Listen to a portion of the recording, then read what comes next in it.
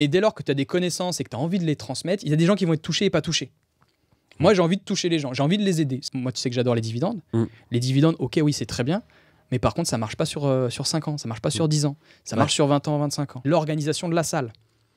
Depuis 1900, tu prends tu prends une photo 1900 à 2023 aujourd'hui, l'organisation, c'est toujours la même. Depuis, il y a les voitures, il y a les avions, il y a Internet, il y a l'intelligence artificielle. Et clairement, genre, il y a les chaises, il y a les chaises qui sont disposées, le prof qui parle et qui est en face. Et ça depuis depuis des centaines d'années, quoi. C'est toujours comme ça. Et je vois pas pourquoi ça n'a pas évolué. Le permis d'investir. En gros, avant d'investir, est-ce que tu es capable d'épargner déjà? Parce que en fait, si tu n'es pas capable d'épargner, mets pas les pieds en bourse.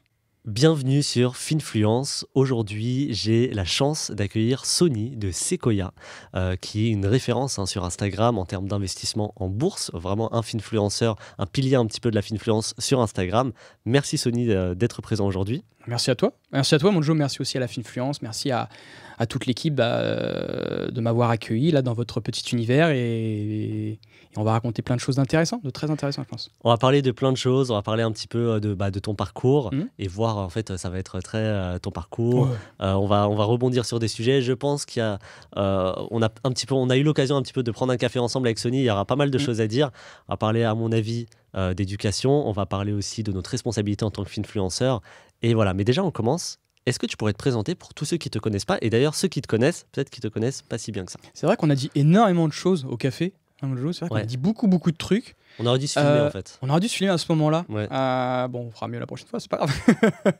Alors pour me présenter, je m'appelle Sony. Mon nom est un peu, essayez de me suivre, Piwnica, c'est polonais. Du côté de mon papa, ma mère côté italienne. Donc j'ai fondé Sequoia il y a maintenant 2 ans et demi. Alors il faut savoir que j'ai deux sociétés d'éducation, si tu veux. J'ai Kapuka-Peps, donc qui forme des étudiants à devenir professeurs d'EPS. Parce que oui, j'étais aussi professeur d'EPS, ça aussi on y reviendra.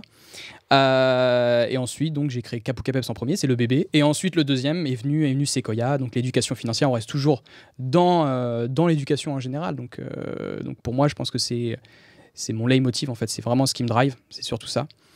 Et sinon, pour me raconter mon histoire, qu'est-ce qui s'est passé avant la naissance du Sequoia, je vous raconterai pourquoi Sequoia aussi à la fin. C'est un peu tiré par les cheveux, mais bon, vous verrez pourquoi. Donc, ce qui s'est passé au tout début, donc, j'étais un mauvais élève à l'école.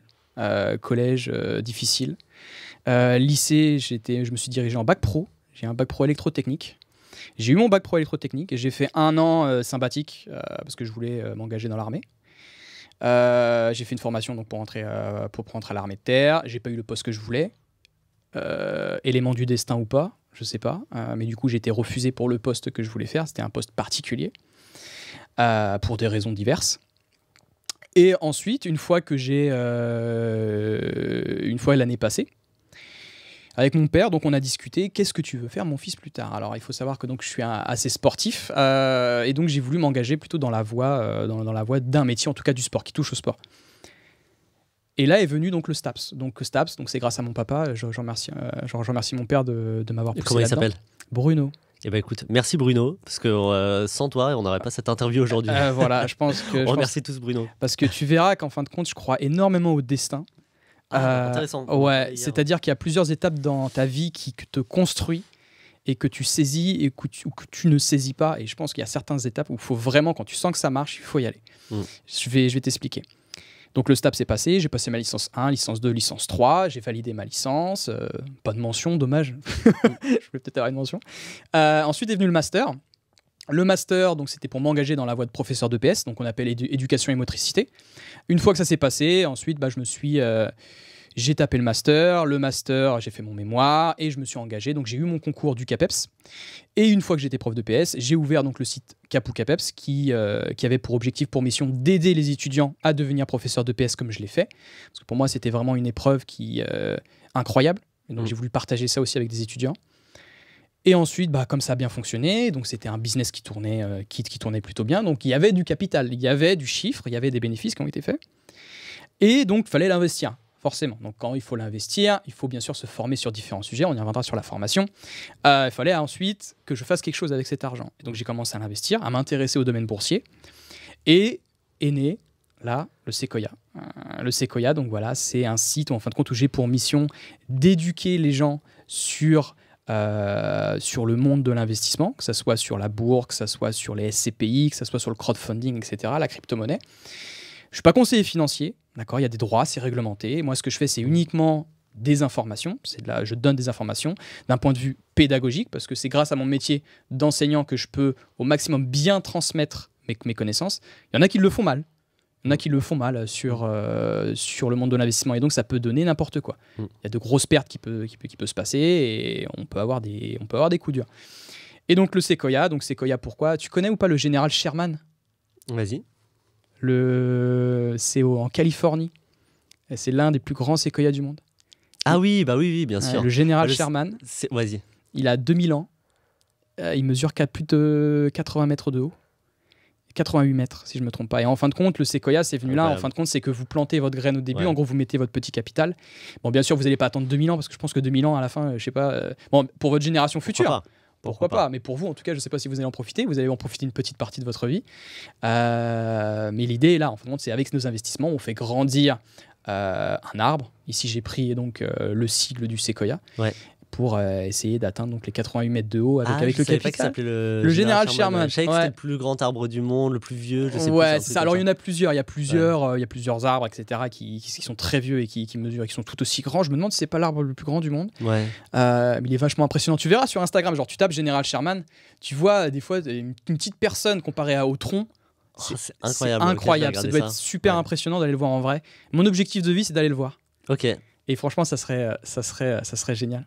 Parce que du coup, ça mettrait justement, ça fondrait l'image. Ah bah oui, ta nouvelle photo de profil, ce sera à côté de. Ça sera ça. Ouais, les gens ils vont me dire mais qu'est-ce qu'il fait à côté de ce avec tronc-là, tes millions de patrimoine. Voilà, je chuchote aux oreilles des arbres. Après ils vont me dire mais c'est qui ce fou. Mais voilà, donc voilà comment est né le séquoia. Cette référence, cette histoire-là, je me suis principalement basé sur le général Sherman. Et j'aime beaucoup raconter des histoires, en fait. Tu vois, j'ai l'impression que quand tu fais un business, c'est ce qu'on appelle le branding aussi, tu vois, l'identité personnelle, le personal branding. C'est vraiment l'histoire. Il y a des gens qui vont accrocher, il y en a qui vont pas du tout accrocher. Ouais. Les gens, tu vois, quand je parle d'arbres, ils s'en foutent, ça se trouve. Ils sont peut-être plus attachés à des voitures, à des Lamborghini, à des trucs, tu vois, qui parlent un peu plus.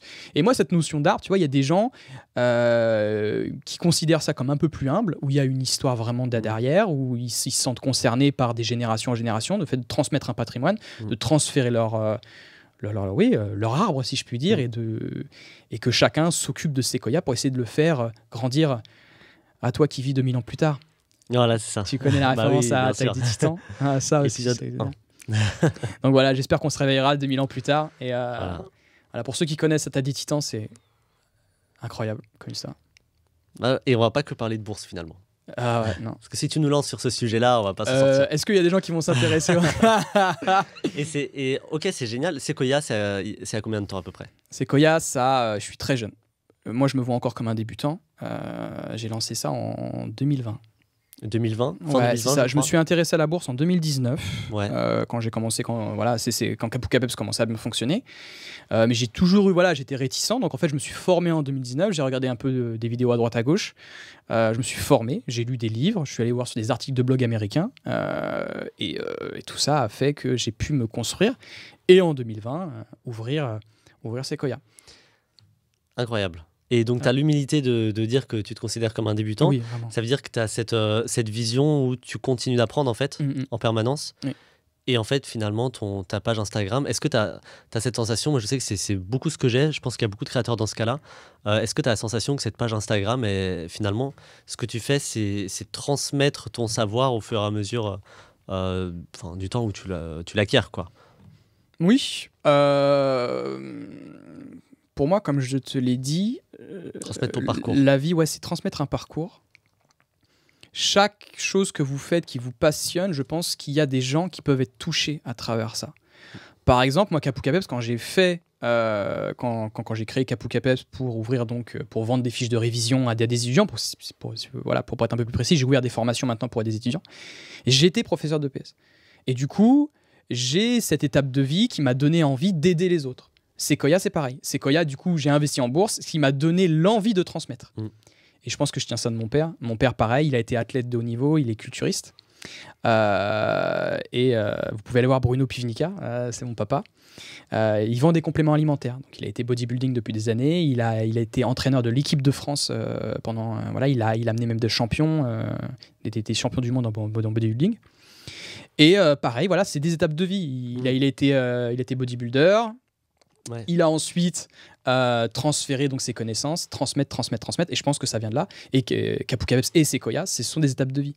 Et dès lors que pour moi, je pars de constat. Alors, j'ai pas envie de dire tu dois faire ça, mais dès lors que tu as des connaissances et que tu as envie de les transmettre, il y a des gens qui vont être touchés et pas touchés. Moi, j'ai envie de toucher les gens, j'ai envie de les aider. C'est naturel chez moi. Et donc, du coup, je me suis dit, la bourse, vas-y, ça touche l'argent. C'est un sujet sensible, parfois tabou pour certains, mais j'ai envie de le partager. Et est-ce que tu as vu une évolution de l'audience finalement depuis fin 2020? Est-ce que tu as vu une évolution en termes de niveau, en termes de gens, du nombre de personnes qui s'intéressent, en termes de pourquoi pas s'il y a plus de femmes qu'avant ou pas qui s'intéressent à tout ça ou pas? Pour être tout à fait honnête avec toi, on a vu l'évolution, ce que j'appelle il y a eu un boom d'Instagram. C'est-à-dire qu'en 2020, avec le Covid, il y a beaucoup de personnes qui sont intéressées à l'investissement. Ouais. On était enfermés chez nous, il y a plein de trucs qui s'est passé. Et donc ça nous a ouvert aussi beaucoup l'esprit sur d'autres mondes. On a essayé de se renseigner, donc beaucoup de gens se sont formés. Et il y avait de l'épargne. Il y avait de l'épargne qui a été donc fructifiée sur les comptes d'épargne. D'ailleurs, on peut le voir en 2020-2022, que ce soit sur les comptes d'épargne des résidents américains, même français, ils ont explosé. C'est-à-dire que là, on a vraiment sur un top d'accumulation d'argent, que ce soit sur les livrets A ou autre. On voit l'encours du livret A, il atteint plus de 430 millions. Je sais, non, je te dis des bêtises, je pense. Tu t'en rappelles ou pas? Je pense. Ouais, au total, avec le LL, avec d'autres, avec le LEP, etc., ça atteint... Je sais que, ouais, en fait, en tout cas, je ne sais pas en termes de chiffres, mais quand tu vois les graphiques, 2020, ça a vraiment explosé, et après 2021, ça redescend. C'est exponentiel, je pense que ça touche même les milliards. Oui, je pense que c'est même certain. Ouais. Et donc, du coup, en fait, voilà, les gens ont accumulé de l'épargne. Et donc, qu'est-ce qu'il fallait faire avec cette épargne-là? Il est sorti à ce moment-là. Donc, en fait, le sujet d'Instagram en 2021, c'était la bourse. Que tu sois débutant ou non débutant, tu parlais de tout et n'importe quoi en bourse, tu avais des abonnés. Donc, tu voyais cette... Et je pense que j'en fais partie. Pour être tout à fait humble avec toi, je fais partie de ceux qui ont eu la chance, au moment de... Peut-être que Instagram a eu un algorithme où l'investissement, c'était le cœur. Donc ils ont poussé toutes les pages Instagram et donc c'est là qu'on a vu un boom. C'est-à-dire que même ceux qui proposaient du contenu qui n'était pas terrible, n'importe quel contenu, ils voyaient leur compte atteindre 10 000 abonnés. Alors que c'était pas... Pour moi, ils font du très bon travail. Je dis pas que c'était bizarre, mais en gros, on a tous explosé à ce moment-là. Mais par contre, il y a un effet négatif à cela. C'est du coup, vu qu'il y a plusieurs comptes qui ont été poussés vers le haut, il y a des bons, il y a des mauvais. Il y a des bons influenceurs, ce que j'appelle les infopreneurs, et tu as les mauvais. Ceux qui vont essayer de vous retirer de l'argent sur des... sur du copy trading, sur des groupes Telegram ou faire très attention à ça. Il faut faire attention parce que du coup, il y a eu un grand engouement là-dessus.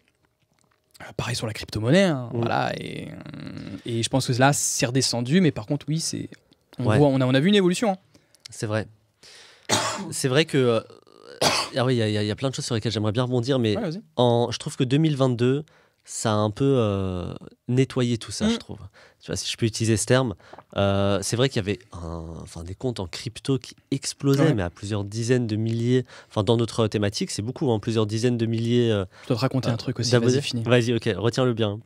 Les comptes en crypto qui ont explosé, les comptes, tous les trucs de copy trading, les comptes bourse un peu à 2 balles, tu vois, ou qui frôlaient largement l'investissement financier. Et je trouve que 2022, c'est une année où ça a quand même qualifié les comptes qui étaient bons et les comptes qui étaient moins bons. Bons entre guillemets, tu vois. Toi, par exemple, tu es resté dans les comptes qui ont beaucoup d'abonnés, qui ont un bon engagement, etc.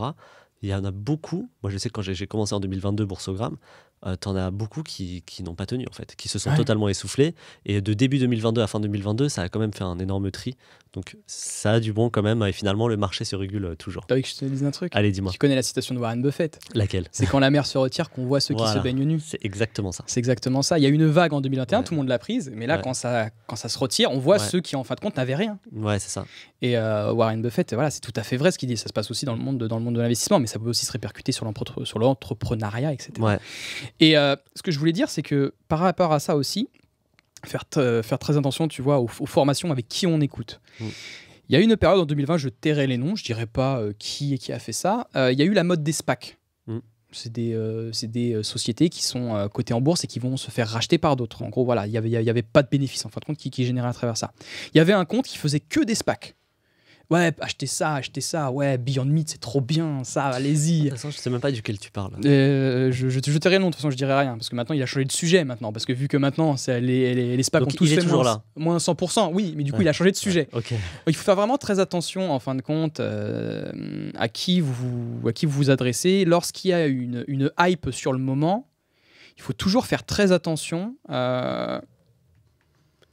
si c'est pas profitable pour l'un des deux pôles. Tu penses où est-ce qu'il a gagné de l'argent, lui, dans les SPAC? Sur de l'affiliation, sur des sites à promouvoir, etc.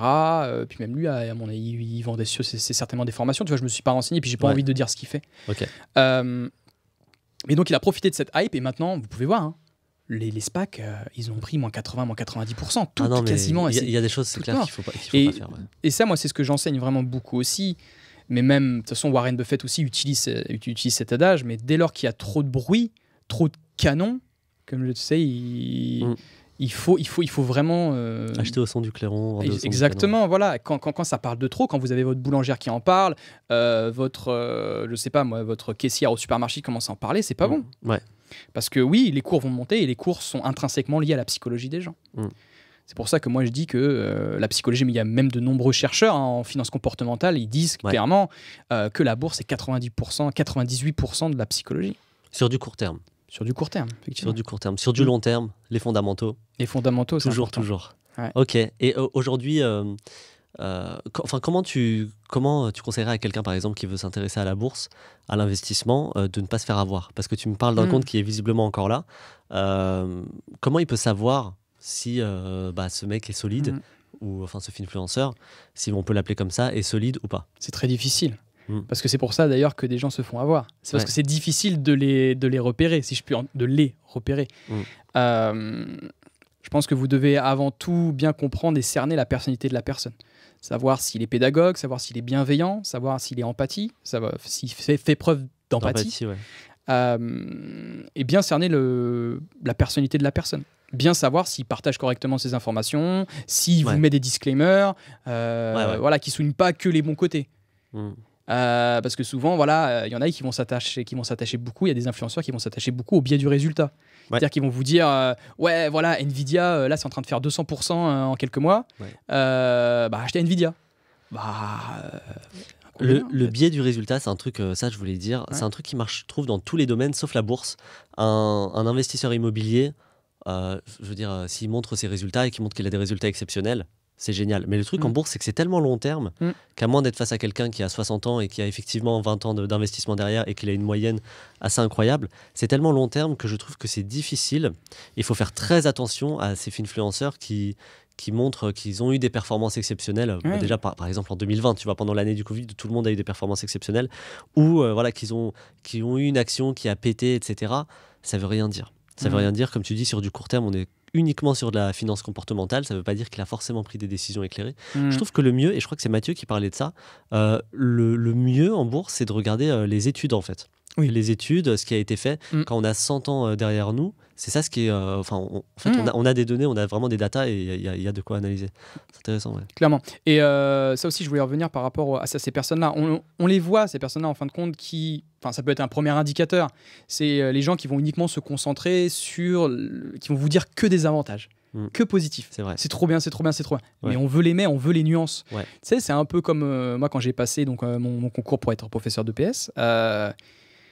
On voulait toujours qu'on nuance nos propos.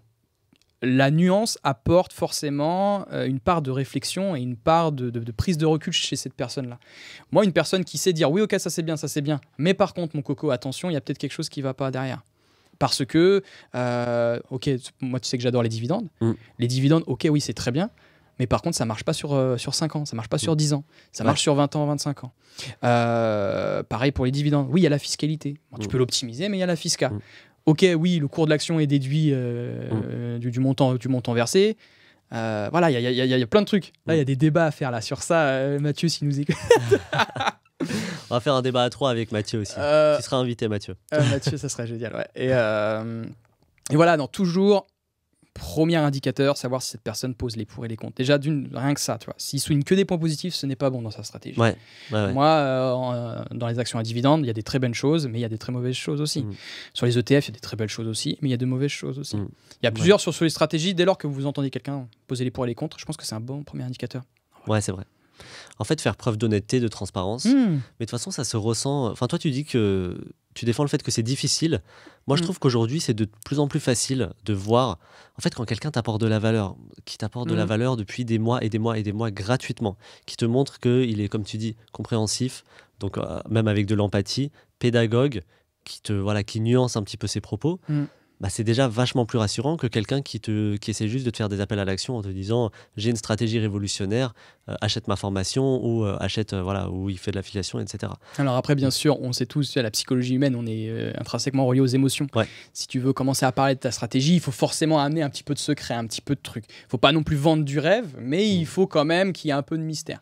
Et après, oui, par contre, tu montres les pour et puis les contre, bien entendu. Qui est quoi comme mystère, par exemple ?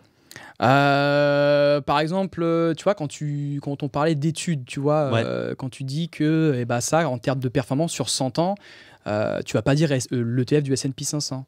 Tu vas dire, ce fonds d'investissement a fait sur 100 ans, je crois que par annualisé, sur 100 ans, le S&P 500 a fait 10,38%. Et là, les gens, tu vois, ils sont intrigués. Comment ça se fait qu'il y a un placement, mon livret A, il est à 3%, mais avant, il faisait 1%, 2%, 0,5%. Voilà. Comment ça se fait que donc là, il y a un placement sur 100 ans qui fonctionne bien ? Parce que ça, là, on va parler d'éducation et de formation peut-être, mais tu vois, sur ce rapport-là, si vous pensez que l'éducation coûte cher, c'est l'ignorance, quoi. Et ça, moi aussi, je l'ai repéré parce que j'ai fait énormément d'erreurs. Et puis quand je me suis formé, j'ai vu qu'en fin de compte, il y avait plein de trucs en fait où tu pouvais te former et apprendre. Comme le S&P 500, tu parles de ça à certaines personnes, les ETF, ils ne savent pas ce que c'est. Pourtant, toi, ça te paraît tellement simple, mais dans le cerveau des gens, c'est totalement inconnu. Donc quand tu leur révèles des informations comme ça, des études historiques, bien sûr, qui montrent que le S&P 500, je crois que c'est 10,48% par an sur une échelle de 100 ans depuis 1923. C'est plus même. C'est plus que ça. Dividendes réinvestis, c'est 11 et quelques. Ah ouais, moi j'ai pris 100 dividendes réinvestis. C'est incroyable. Voilà, donc on a des placements comme ça, mais après tu as toujours des gens qui vont dire ouais, mais le TF, la bourse, ça va bien s'arrêter un jour. Qu'est-ce que tu penses de ça, toi, la bourse, ça va s'arrêter un jour ? Ouais. Non, enfin moi je pense pas. Mais j'en ai fait un micro-podcast. Bon, alors je fais vraiment pas la pub, mais j'en parlais, donc c'est pour ça que je vais peut-être rebondir. Mais pour moi, les marchés financiers, c'est 10 fois l'économie réelle. Donc ça, c'est d'ailleurs le marché obligataire est encore beaucoup plus gros que le marché des actions. Et en fait, il y a plein de scénarios parce qu'on parle en général, quand on parle de ça, on parle d'effondrement, par exemple, d'effondrement mondial, voire civilisationnel. Et moi, je trouve que c'est un sujet vraiment passionnant, quoi, tu vois, parce que c'est l'incertitude, on ne sait pas du tout comment ça va se passer. C'est la première fois qu'il y a autant d'enjeux, à la fois climatiques, à la fois mondiaux, etc. Donc c'est génial. C'est génial en termes, c'est très intéressant, bien sûr, ça peut être catastrophique. Mais donc il y a plein de sujets comme ça. Et en général, quand on parle effectivement de la bourse qui va s'arrêter un jour, on parle d'un effondrement total, en général. D'un effondrement total.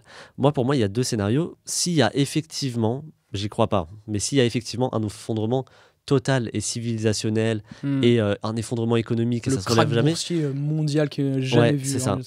Pour moi, ce sera toujours, il n'y a aucun scénario dans lequel, ce sera toujours plus intéressant de posséder des sociétés qui répondent à des besoins. Une société, la base, c'est qu'elle répond à un besoin.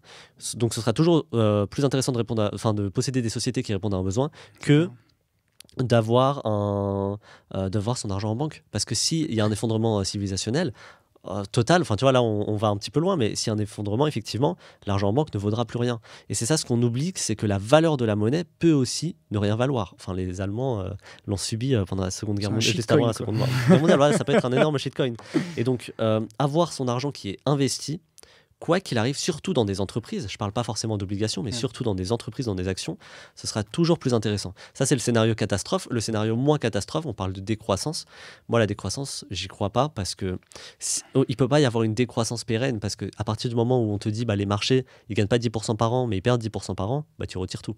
Si tu retires tout, ça fait effondrer le cours de l'action. Et l'action, elle vaut quand même, l'entreprise vaut toujours quelque chose, donc ça va remonter. Voilà. Tu vois, donc moi, dans tous les cas, je pense que dans tous les scénarios probables, je pense qu'il vaut mieux toujours posséder des entreprises parce que les entreprises répondront toujours à un besoin, quelles que soient les situations économiques, quels que soient les contextes, même si on est dans un énorme effondrement, on aura besoin de se loger, de se nourrir, etc. Puis tu as aussi l'augmentation de la population mondiale. C'est-à-dire qu'on est de plus en plus sur Terre, ça on le sait, il y aura de plus en plus de consommateurs, du coup de plus en plus de bénéfices. Et il y a un truc, je sais pas si tu as vu aussi un graphique qui a été partagé par Zone Bourse. D'ailleurs, Zone Bourse, si vous m'écoutez, c'est génial ce que vous faites, continuer. Ils avaient partagé un graphique qui montrait, tu sais, avec un quintile, avec plusieurs groupes d'actions, qui montrait qu'est-ce qui faisait monter en fin de compte le cours de bourse d'une action. Et c'était le chiffre d'affaires. C'était 75% du chiffre d'affaires qui faisait monter le cours d'une action. Donc dès lors qu'il y a du chiffre d'affaires, ça montera. Ça montera donc sur plusieurs années, sur X années. Et puis comme on a dit, tu vois, tout à l'heure, voilà, tant qu'il y a des bénéfices, tant qu'il y a des sociétés qui répondent à des besoins, il n'y a pas de raison que le cours de bourse s'effondre. Et c'est depuis la bourse, ça existe depuis plusieurs centaines d'années. Hein. Ouais. En fait, le chiffre d'affaires, pour moi, il peut que monter. Alors d'une bonne entreprise, bien sûr, pas d'une entreprise naze. Mais si on parle d'une bonne entreprise, il monte pour 2 raisons. Premièrement, l'inflation. Vu que l'argent vaut moins, donc les gens payent plus en gros, enfin plus, mais finalement ils payent la même chose, mais bon, l'argent vaut moins, donc il y a plus d'argent en circulation, donc naturellement en termes de chiffres purs, le chiffre d'affaires est plus élevé. Ça c'est juste pour l'inflation, mais en plus de ça, l'entreprise vend plus, en plus de ça, elle croît, elle grandit, elle vend elle a de nouveaux marchés, elle acquiert de nouveaux marchés, elle fait peut-être des acquisitions, elle fait peut-être plus de cash, elle vend peut-être un peu plus cher, et une bonne entreprise, je parle, et donc en fait, c'est un peu logique que finalement les actions ce soient les actifs les plus rentables de l'histoire. C'est qu'en fait, non seulement ça suit l'inflation, mais ça dépasse largement l'inflation puisqu'il y a cet aspect-là. Donc ouais. Et toi, t'en penses quoi de tout ça? De tout ça, de s'il y avait un crack boursier un jour? Non, moi personnellement, non, je pense pas. Parce que quelque chose qui a bien marché historiquement parlant, je vois pas pourquoi ça s'arrêterait du jour au lendemain. Ça, voilà, on l'a dit, les bénéfices, le chiffre d'affaires, etc. Donc moi, je vois pas. Par contre, ce qui serait intéressant, c'est de transmettre ça plutôt aux plus jeunes. Tu vois, ce serait sympa qu'on parle un peu d'éducation, tu vois, parce que moi qui est baigné dans le monde de l'éducation, je trouve que les gens, tu vois, ils apprennent bien trop tard à investir. Et je trouve que c'est dommage de louper cette opportunité-là, alors je sais que dans l'éducation, dans certaines écoles, ils font des cours des fois sur la finance, etc. Mais tu vois, genre un PEA, tu vas parler ça, moi je suis sûr, je me rends dans mon collège, enfin dans le collège où j'ai travaillé ou au lycée, je leur dis, est-ce que vous savez ce qu'est un PEA ? Les gens, à mon avis, ils vont pas savoir ce que c'est. Et pourtant, c'est essentiel pour moi, je trouve, ça devrait être enseigné à la majorité. Pour toi, on devrait parler d'argent à l'école ? Oui. Pour toi, c'est quoi le rôle de l'école ? Est-ce que le rôle de l'école, c'est de créer un individu qui est capable d'être indépendant ? Est-ce que c'est de créer des travailleurs pour la société ? Ou est-ce que c'est je sais pas, encore autre chose ? C'est quoi le rôle même de l'école ? Alors pour moi, d'abord, le rôle de l'école, il faut savoir que donc, au lycée ou au collège, on a des programmes. C'est-à-dire que les enseignants doivent suivre un programme pour transmettre. L'objectif principal, c'était, par exemple, si je te prends l'objectif de l'EPS, c'était de former des citoyens cultivés, formés et physiquement bien éduqués. Donc ça, voilà, c'est un grand objectif de l'EPS et de l'éducation physique et sportive. Mais principalement, on va rester sur, pour moi, l'école forme des travailleurs. On va former des salariés. On va pas former... Alors après, tout dépend dans quelle branche on évolue. Si par exemple, tu pars dans une section, tu vois, Neoma Business School, bah là, tu vas peut-être t'orienter sur du business pour devenir entrepreneur. Mais dès le début, collège, lycée, on va pas te former pour devenir entrepreneur. Très rare. Moi, j'ai aucun souvenir. En tout cas, dans mon expérience personnelle, j'ai pas. Pourquoi ? Parce qu'il y a plusieurs choses qui le démontrent. Tout d'abord, on en avait parlé au café. Bah, de toute façon, on va en reparler. Mais tu vois, rien que dans la formation et l'organisation de la salle, depuis 1900, tu prends une photo 1900 à 2023 aujourd'hui, l'organisation, c'est toujours la même. Depuis, il y a les voitures, il y a les avions, il y a Internet, il y a l'intelligence artificielle. Et clairement, il y a les chaises, chaises qui sont disposées, le prof qui parle et qui est en face. Et ça, depuis des centaines d'années, quoi. C'est toujours comme ça. Et je vois pas pourquoi ça n'a pas évolué. Tu sais, on est toujours sur la plume, écrire, toujours en face à un tableau. Et je pense que ça devrait évoluer. Je pense qu'on devrait aller peut-être vers une autre organisation. Alors, ce qui s'est passé, on voit beaucoup d'écoles et beaucoup de collègues qui font des travaux formidables. C'est-à-dire que avec le numérique qui rentre à l'école, il y a des dispositions qui rentrent en œuvre, comme par exemple, on installe les tables en U, on inverse un petit peu les rôles. La classe inversée, par exemple. La classe inversée, c'est plus le prof qui donne des cours, mais c'est les élèves entre eux, tu vois. C'est-à-dire que le prof va envoyer un travail à faire à la maison, et ensuite, par contre, le travail est à faire entre les élèves dans la classe. Donc ça, c'est intéressant. Là, par contre, on est sur un système qui est un peu plus évolué, mais par contre, majoritairement, on reste sur un programme qui est déjà, un processus qui est déjà ancré, et c'est toujours le même. Regarde, on en avait parlé tout à l'heure, c'est ce qui était marrant. C'était même Moussa Mamar, je crois, qui en avait parlé.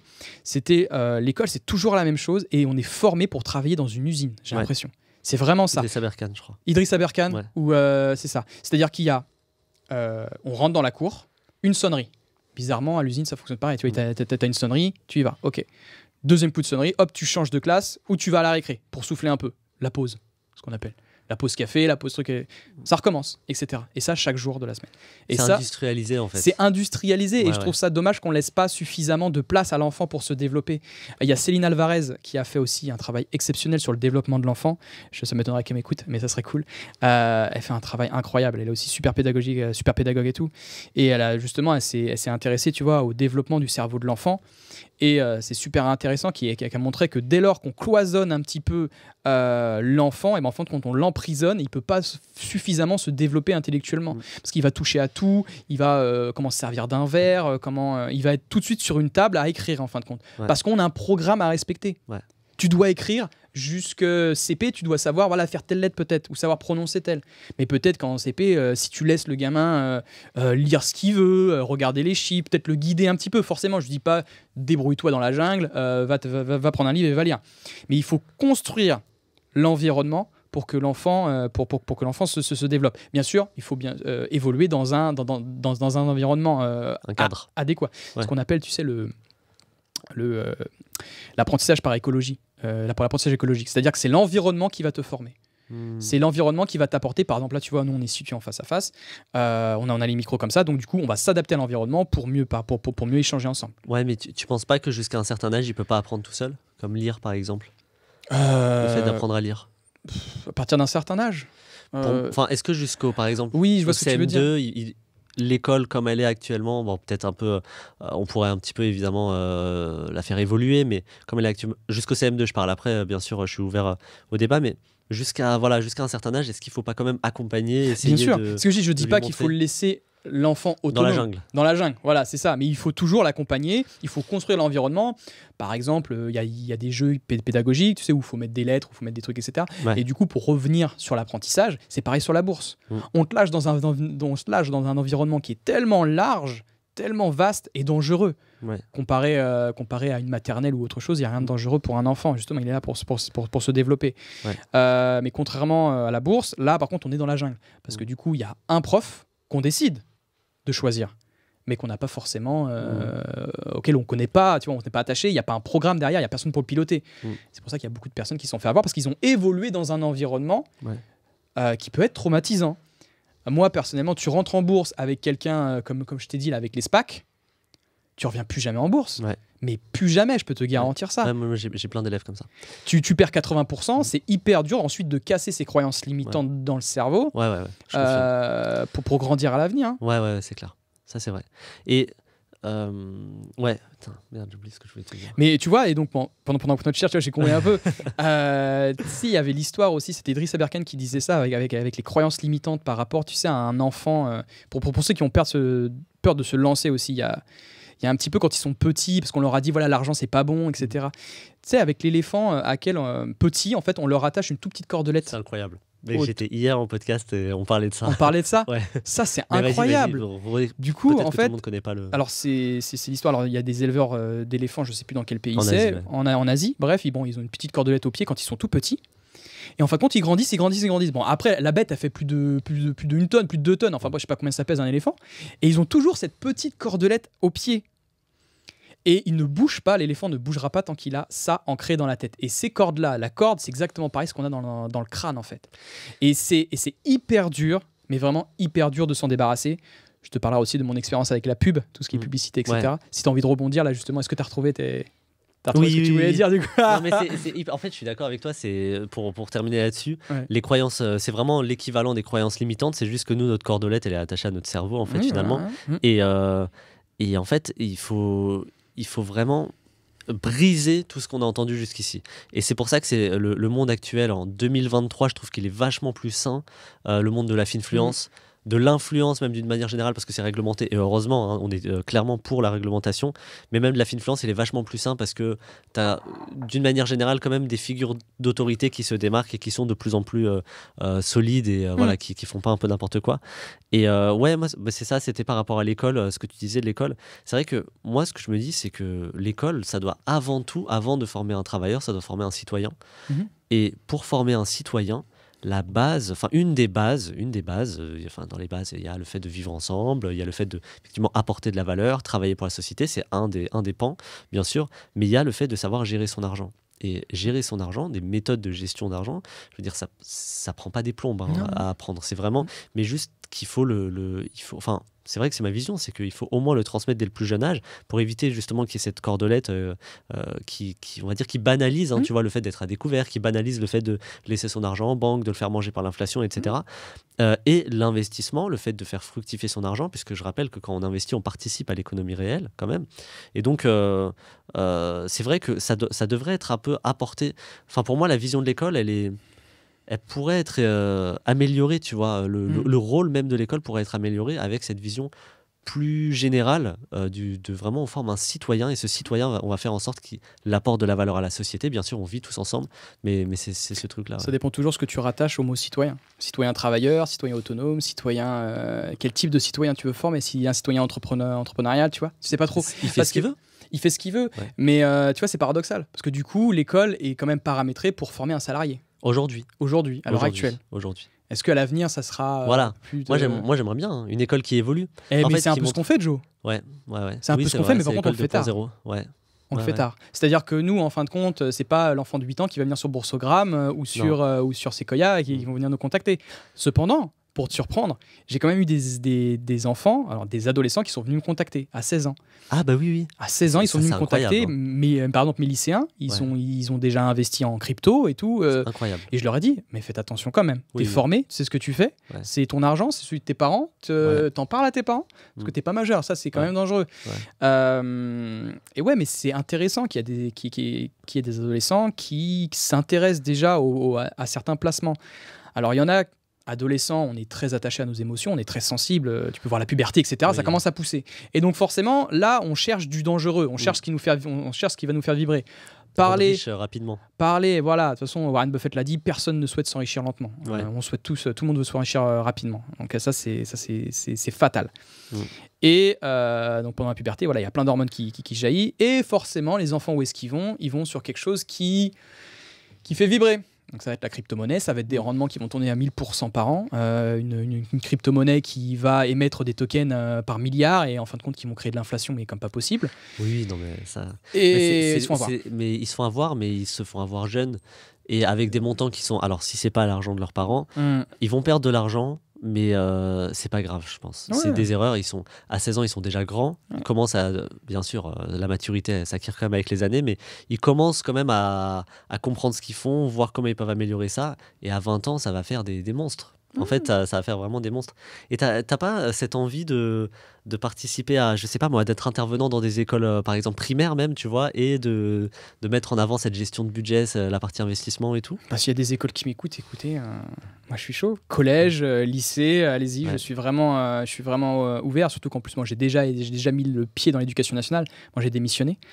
Maintenant je suis à temps plein avec Sequoia, mais bien sûr, ça sera avec grand plaisir, surtout que j'adore enseigner, que ce soit avec des enfants. J'ai eu un très bon rapport avec mes anciens élèves, très empathique, je sais ce qu'ils voulaient. Quand tu vois en plus, en EPS, tu peux pas mentir. Parce qu'en EPS, c'est le corps. C'est-à-dire, c'est le corps en avant, tu fais physique. Quand tu sais pas faire, tu peux pas te cacher. Quand on demande de grimper sur un mur d'escalade qui fait 12 mètres de haut, le gamin, tu lui parles. Parce que sinon, il ira jamais en haut. J'ai trouvé des ongles des fois qui étaient détachés là-haut. Tu sais, les faux ongles, là, les filles là, qui s'accrochent, etc. Bon, qui perdent un ongle, tu fais, t'as perdu un truc ou et voilà. Puis la petite là-haut, elle est pas sereine. Mais par contre, qu'est-ce que ça fait plaisir quand tu vois qu'elle est là-haut, elle a la grande banane, quoi. Parce qu'elle est super contente, elle s'est dépassée, elle est fière. Et donc c'est ce que j'ai envie de faire voir, tu vois. J'ai envie de... C'est ce qui me manque dans le boulot de prof, tu vois. À mon avis, c'est pour ça que bon, c'est toujours dans l'enseignement ce que je fais avec la bourse. Mais avec les enfants, c'est particulier. Ouais. C'est différent. C'est-à-dire que tu sens leur spontanéité, leur sincérité. Comme on en avait parlé tout à l'heure, tu vois. Mais je trouve que c'est vraiment... Et c'est là que tu les marques à vie, quoi. Un mauvais prof, tu t'en rappelles toujours. Et un bon prof également, d'ailleurs. C'est ce qui marque vraiment les enfants, quoi. C'est vrai. Ok, hyper intéressant. Et alors, du coup, sur l'aspect formation, si on rebondit un petit peu sur l'aspect formation, Oui. En France, on a été habitué on a été conditionné même à l'école gratuite jusqu'à la fin, en fait, hein, pour ceux qui n'ont pas forcément payé une école d'ingé, une école de commerce ou quoi, même jusqu'au master, voire plus. Et du coup, il y a ce truc de se dire, payer pour se former, c'est pas forcément instinctif. Donc moi, je comprends parfaitement que des gens qui n'ont jamais, par exemple, payé pour se former, ils soient pas forcément, ils soient un peu réticents. Qu'est-ce que tu penses de ça? C'est pourquoi ils sont réticents? Parce qu'ils ne savent pas où ils vont. Ils savent pas si ça va être bon ou pas.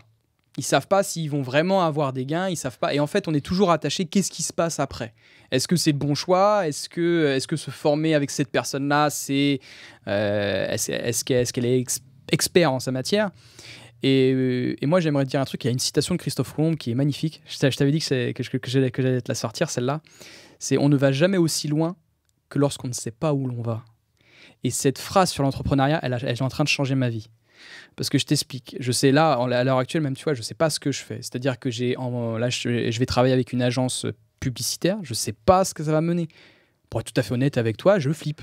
C'est-à-dire, je ne sais pas si l'argent que je vais investir, ça va marcher. Mais si je ne sais pas jusqu'où ça va amener. Et j'espère que ça m'emmènera loin. Si ça marche pas, j'aurais appris, j'aurais dit ok, donc il y a plusieurs trucs que je peux tirer de tout cela. Et cette phrase, elle est extrêmement vraie et pour moi, elle me drive vraiment. Et c'est vraiment le monde ce monde de l'entrepreneuriat, elle est fascinante parce que tu apprends vraiment beaucoup plus de choses que tu étais dans une boucle salariale. Une boucle salariale, tu fais une erreur, tu vas voir ton patron, c'est le patron qui règle le problème. Toi, tout dépend du boulot. Si tu peux être un salarié qui peut avoir en charge des responsabilités. Mais voilà, et je trouve que l'entrepreneuriat, il y a une chose aussi qui m'a énormément aidé. On va parler un peu de sport, tiens. On avait parlé encore au café, tu vois, il y a quelques minutes de ça. Pour moi, le sport, c'est hyper important. Alors, pour vous expliquer, j'étais athlète de semi-haut niveau, entre guillemets, c'est-à-dire que j'ai fait les championnats de France, etc. Il m'est arrivé quelque chose de fatal, c'est-à-dire que je me suis blessé, il y a eu une rupture du tendon d'Achille, etc. Et ensuite, j'essaie de revenir.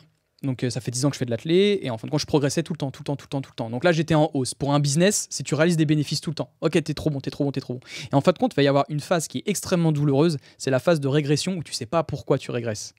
Et cette phase-là, je l'ai vécue, mais ça faisait terriblement mal, Joe. Je te garantis que ça faisait mal. C'est lorsque tu régresses en termes de performance sur l'athlétisme. L'athlétisme est un sport ultra ingrat. C'est-à-dire que pendant 5 ans, moi, j'ai fait 5 ans d'athlète. Enfin, tout, j'ai fait 10 ans, mais j'ai fait 5 ans où je perfais bien et 5 ans catastrophique, où je me suis blessé, etc. Et 5 ans où je me suis pris des contre-perfs. C'est-à-dire que je voyais tout le temps bas. Je faisais, alors contre-perfs, c'est-à-dire que mes chronos sur 100 mètres, pour ceux qui connaissent pas, je fais du 100 mètres, ça faisait que monter. Je m'entraîne dur, je vomis à l'entraînement. C'est galère, je m'entraîne 6 fois par semaine et les performances ne viennent pas. Et ça fait 5 ans que je m'accroche. Et maintenant, tu me dis ça avec le business, ton business il va stagner pendant 5 ans. Je fais je suis prêt. Parce que en fait la douleur que j'ai vécue, parce que j'avais vraiment un rêve, c'est de devenir athlète de haut niveau sur l'athlétisme. Vraiment, j'avais les capacités, mon ancien coach me dit oui tu peux le faire. Et voir en fin de compte que tout s'est arrêté très vite et que je ne parvenais pas à faire les chronos que je voulais, c'était frustrant. Et pendant 5 ans j'ai tenu comme ça, et même alors aujourd'hui encore je tiens le coup. Et maintenant tu me dis ton business, ça se trouve, il va régresser pendant 5 ans. Je fais, je suis prêt. Parce que ce que j'ai vécu avec le sport, je serais capable de le tenir sur du business. C'est bien, c'est deux choses totalement... Et c'est pour ça que le sport, si vous commencez tôt, il faut se confronter à l'échec. Se confronter à la douleur, tu vois, de perfer, de plus perfer. Parce que il y en a... Il faut avoir l'âme compétitive. Je sais pas si toi, tu l'as. Tu es compétitif. Voilà. Donc, il va y avoir des moments où tu vas perdre. Tu vas être second, troisième, quatrième, cinquième, sixième, et tu vas pas comprendre pourquoi. Tu vas essayer de rechercher des solutions, là, peut-être là, et ça marche pas. Et ça, c'est super frustrant. Et j'ai essayé des solutions. Je suis allé voir des médecins, des chirurgiens, j'ai fait des radios, des échographies, tout, partout. Et il y a rien qui... J'ai tout fait. Et les performances ne fonctionnaient pas. Ça, je ne perfais pas. Et là, maintenant, j'ai appris à me détacher. Parce que du coup, je me suis dit, je commence à vieillir un petit peu. J'ai 28 ans aujourd'hui, je perds beaucoup moins. Et je me suis dit, on va peut-être s'attacher à un autre sport. Je fais de l'escalade maintenant, à Arcos. Donc c'est un petit peu... Arcos, voilà. J'adore, c'est une très belle salle. Donc si vous êtes à Rouen et si vous êtes à Arcos, n'hésitez pas à venir. Et puis on se fera une petite séance d'escalade, c'est cool. Incroyable. C'est vrai que le sport, ça rend résilient. C'est la plus grande capacité d'un entrepreneur, je pense, et même d'un investisseur, la résilience. C'est franchement incroyable, hyper inspirant. Par rapport à ça, j'ai les yeux qui pleurent carrément, tu vois, parce que ça m'a fait pleurer. Il y a de l'émotion dans tout ça. Il y a beaucoup de pathos, ouais. Ouais, non, franchement, écoute, c'est justement par rapport à ça, quel conseil, tu as donné le conseil de la résilience, quel conseil tu donnerais à un investisseur aujourd'hui? Investisseur ou entrepreneur? Un investisseur. Ouais. Pour un investisseur, je pense que clairement déjà, il faut savoir pourquoi est-ce qu'on investit. Il faut designer son pourquoi, construire son pourquoi. Tu sais, c'est clair. Si vous connaissez Naruto, son Nindo, quoi. Le Nindo de Naruto, c'est devenir Hokage. Et c'est pareil avec l'investissement. C'est qu'est-ce que vous cherchez sur le long terme. Par exemple, sur 20 ans, qu'est-ce que vous voulez faire 20 ans avec cet argent-là? Parce que si vous n'avez pas d'objectif clairement défini sur 20 ans, vous allez tenir 5 ans, vous allez tenir 10 ans. Et encore plus, s'il n'y a pas une raison suffisamment puissante pour tenir sur le long terme, vous allez retirer votre argent et vous allez encaisser des pertes. Donc pour moi, premièrement, c'est vraiment le plan. C'est-à-dire pourquoi. Ton pourquoi est-ce que tu investis. Et ensuite, bien sûr, choisir sa stratégie d'investissement. Il peut y en avoir plusieurs types d'actifs. SCPI, quel est votre profil de risque? On parle souvent, c'est ça, les conseils financiers, quel est votre profil? Alors moi, je ne fais pas ça de manière personnelle, moi je l'enseigne, c'est-à-dire soyez conscient de votre profil de risque et ensuite allez voir, pourquoi pas, un conseiller financier qui pourra vous guider. Mais moi, je fais pas, tu dois placer sur ça, tu dois faire ça, tu dois faire ça. Non, tout dépend de ce que ton esprit est sensible à.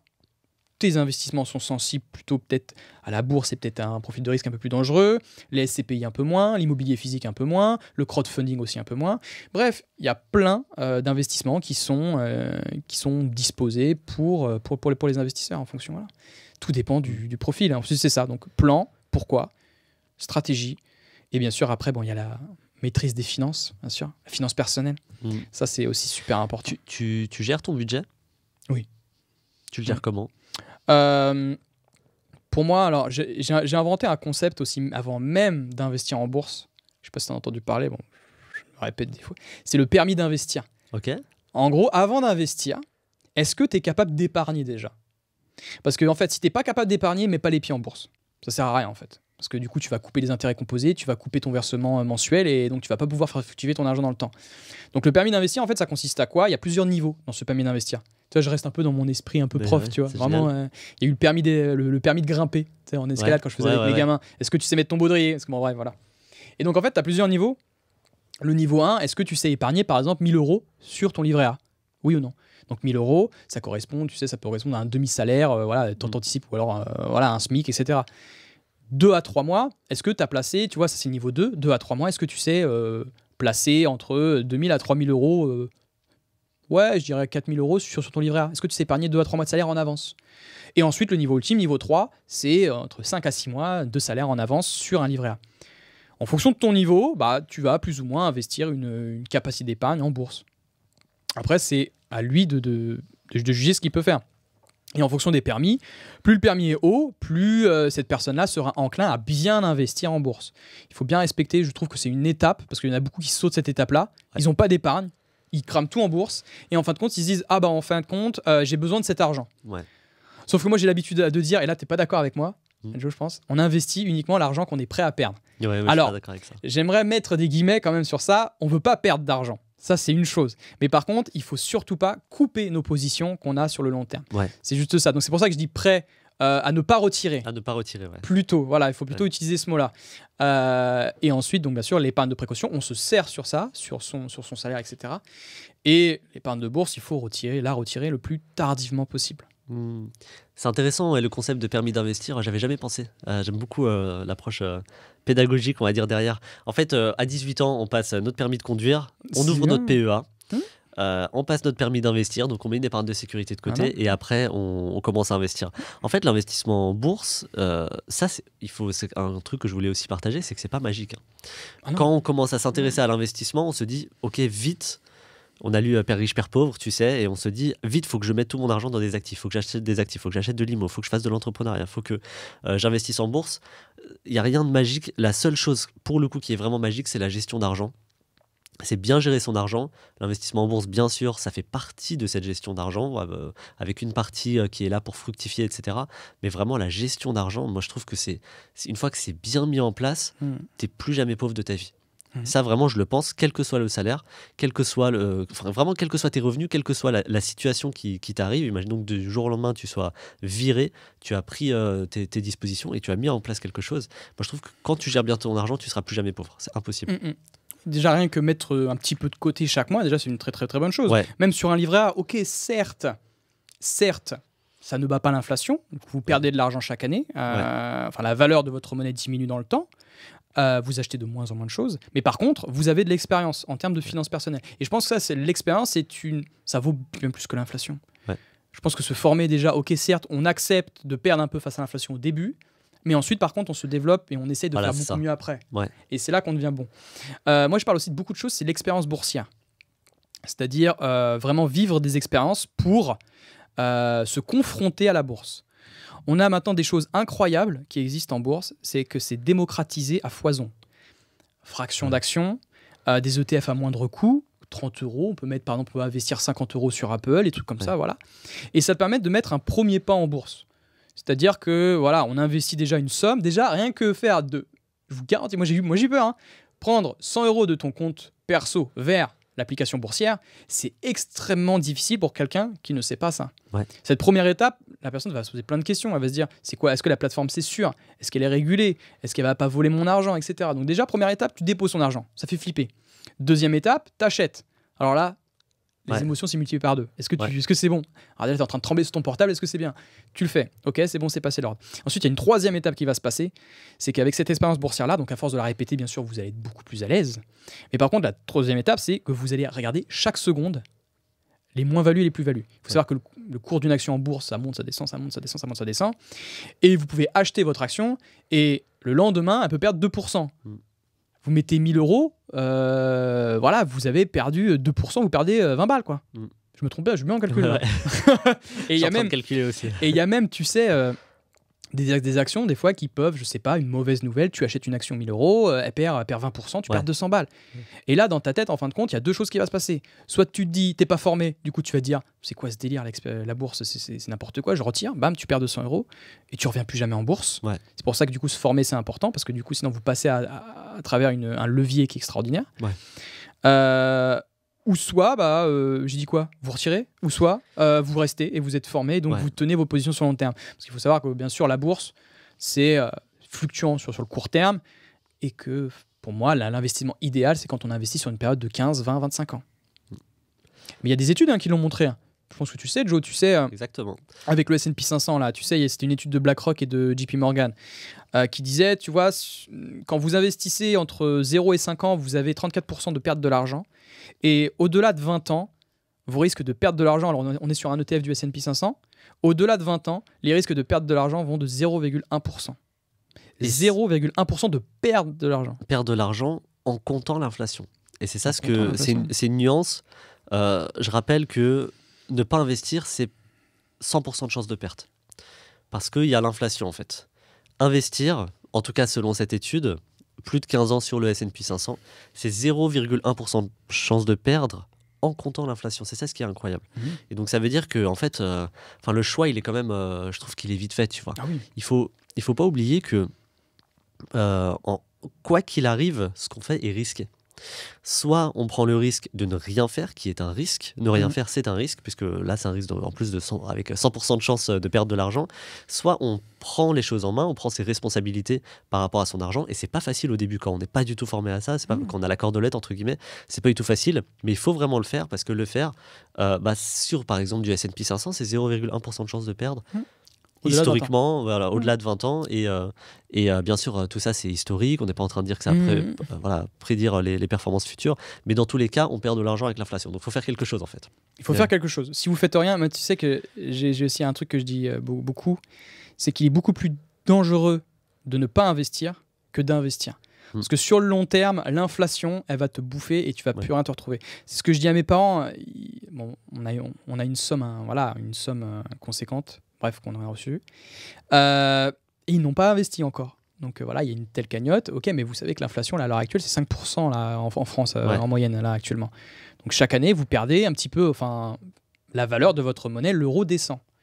Et il y a j'ai posté aussi, je change un peu de sujet, mais tu sais, le cours de l'euro et le cours du gold, j'avais mis ça sur ma story Instagram. Ouais, okay.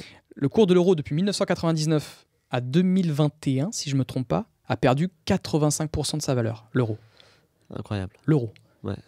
Donc en gros, c'est comme vous voulez. Si en 1999, vous aviez, je sais pas moi, tant d'euros sur votre compte, je t'en fais pleurer. Ouais. Alors en gros, pour la petite anecdote, je suis tombé malade et je sais plus si je l'ai dit ou pas, mais je suis tombé malade et on a quand même fait le podcast. Sony s'est quand même déplacé, donc franchement, encore merci. Des yeux là. Ouais, un petit peu. Tu veux un petit mouchoir peut-être? Non, ouais, je suis bien. Et ouais, donc tu mets une somme, t'imagines, toi, tu mets sur ton compte bancaire là. Et en fin de compte, de 1999 à 2021, il y a vraiment 80% de sa valeur. Petite question. Ouais, vas-y. Je regardais tout à l'heure les questions des abonnés. Il y a un abonné qui demande ton patrimoine. Est-ce que tu as envie de le divulguer ici? Ouais, mon patrimoine, bien sûr. Alors, j'ai environ 200 000, un peu plus de 200 000 euros investis. Tu vois, quand je dis débutant, alors pour ceux, ça va paraître une grosse somme pour certains, mais j'ai commencé petit à petit. Mon patrimoine, ouais, du coup, je le diversifie de plus en plus parce qu'en fait, je me rends compte, je me forme et du coup, forcément, je me rends compte qu'il y a plein de stratégies qui existent. Ouais. Tu as ce que j'adore en ce moment, c'est les SCPI, les sociétés civiles placement immobilier, qui permettent en gros de toucher des loyers, d'être associé avec une société et qui te permettent de toucher des loyers mensuellement. Des fois, c'est trimestriellement, des fois, c'est... Voilà. Il y a beaucoup d'abonnés qui sont friands à ça. Donc, je leur explique comment ça fonctionne, etc. Je leur dis pas investis. Je leur dis toujours, voilà ce qui existe. Il y a le crowdfunding immobilier, où c'est un projet financement participatif, où en gros, ce sont des obligations d'entreprise que va émettre l'entreprise, et ils vont te verser des coupons mensuellement. Donc là, pour être transparent, j'ai mis 15 000 euros environ sur les SCPI, c'est en développement. Crowdfunding, j'ai mis 17. Ensuite, j'ai mis en crypto-monnaie, j'ai mis 25 000. Il y a 25 000 en crypto-monnaie. Après, il y a la liquidité, bien sûr, un peu de liquidité pour profiter des opportunités qui sont 32 000, un truc comme ça. 30 000 pour moi, c'est bien. Et ensuite, tu as le livret d'épargne, donc ce que j'appelle l'épargne de précaution, ce qu'on a dit avec le permis d'investir, l'épargne de précaution, qui s'élève à 10 000 sur un livret A. Et ensuite, bien entendu, tu le sais, avec la bourse, ça je suis gaga de la bourse, j'ai 106 000 euros en bourse, ce qui donne en gros, j'ai 51% d'investi en bourse sur mon patrimoine total. Okay. J'ai envie de descendre un peu pour aller sur de la SCPI et sur du crowdfunding. Okay. La crypto-monnaie, j'ai envie de me calmer un peu. Ouais. Franchement, ça serait un sujet hyper intéressant aussi à parler. Là, on en reparlera. On en reparlera dans un prochain podcast. Mais la crypto-monnaie, c'est un monde à la fois fascinant, mais dangereux. On est dans un tournant là actuellement dans la crypto-monnaie où on ne sait pas vraiment où on va, quoi. La SEC qui attaque Coinbase, la SEC qui attaque Binance, la SEC qui a envie de taper les poings sur les tables alors qu'il y a quelques années de ça, elle disait rien. Bizarrement. Ouais. Là, je sais pas pourquoi. Il se passe quelque chose. Ouais, alors que tous les plus gros fonds d'investissement commencent à mettre patate là. BlackRock, ils ont mis des milliards encore là sur le Bitcoin. J'ai vu ça ce matin là. Pourquoi BlackRock mettrait alors que la SEC, c'est paradoxal là, tu vois ce que je veux dire? C'est bizarre. Ouais. C'est assez intéressant et ce serait bien qu'on en reparle de tout ça. Il nous reste 2 minutes. Est-ce que tu as une ressource que tu voudrais partager à nos auditeurs? Une ressource, c'est-à-dire, Monjo? Quelque chose, je sais pas, un livre, une chaîne YouTube qui t'a marqué, je sais pas, quelque chose qui t'a aidé. D'abord, toi-même. Merci beaucoup, Joe. Joe de Boursogramme. Si vous voulez vous abonner à Joe, allez-y, foncez. Si je suis en partie. Bon, si vous voulez voir avec moi tout ce que je fais sur Instagram, etc., c'est avec Sequoia. Je vais t'en reparler juste après. Voilà. Sinon, moi, ce qui m'a vraiment marqué comme livre, bien sûr, il y a Père riche, Père pauvre, qu'on connaît tous. Ça, c'est un incontournable. Et celui qui a éveillé aussi ma conscience un petit peu. Alors, moi, j'aime bien suivre des personnalités. Ok. Warren Buffett, par exemple, c'est quelqu'un que j'admire énormément parce qu'il a fait ses preuves sur plusieurs années, qui est incroyable, qui réalise de très bonnes performances en bourse. Et Peter Lynch, vous avez aussi Warren Buffett, Peter Lynch. Et bien sûr, en livre, vous avez L'investisseur intelligent qui peut être intéressant à lire. Alors, pour débutants, c'est un peu complexe. Je trouve, ouais. Ouais, un peu complexe. Mais vous avez suffisamment, je pense, de chaînes sur Internet. On parle notamment Mathieu Louvet, si vous avez envie de parler de Mathieu. Voilà, Mathieu qui est extra. On fait beaucoup de live aussi sur mon Instagram. Il y a Clément Bravo. Enfin bref, il y a tous les influenceurs. Il y a tous les influenceurs, j'imagine, voilà, qui se reconnaîtront. Et puis, n'hésitez pas à foncer sur leur chaîne YouTube, à vous abonner. Et toi alors, où est-ce qu'on peut te retrouver? Moi, on m'en trouve beaucoup partout. J'essaie de démultiplier mes comment on peut dire, mes branches. Mon podcast sur Spotify, Apple Podcast. Je suis aussi sur YouTube. Sequoia. Hein. Sequoia, toujours aussi sur YouTube. L'orthographe? Sequoia, alors Sequoia. De toute façon, ce sera sûrement en description. Il y a un point, je crois, non? Sur Instagram, il faut faire gaffe. Il y a énormément de. Mais bon, de toute façon, vous allez le retrouver assez rapidement. Ouais, il y a un point entre les deux os. Il y a TikTok. Il y a quoi d'autre? Il y a Twitter. Il y a YouTube. Instagram surtout. C'est ma plateforme préférée. Ouais, Instagram, c'est là où j'échange le plus. Écoute, merci beaucoup Sony, vraiment pour cette interview, c'était génial. Je pense qu'on aura l'occasion d'en refaire. Et est-ce que tu as un petit dernier mot à nous dire peut-être? Que la croissance et le rendement soient avec vous, peut-être. C'est parfait. Une référence en plus qu'on apprécie. Ciao, merci Joe. Salut.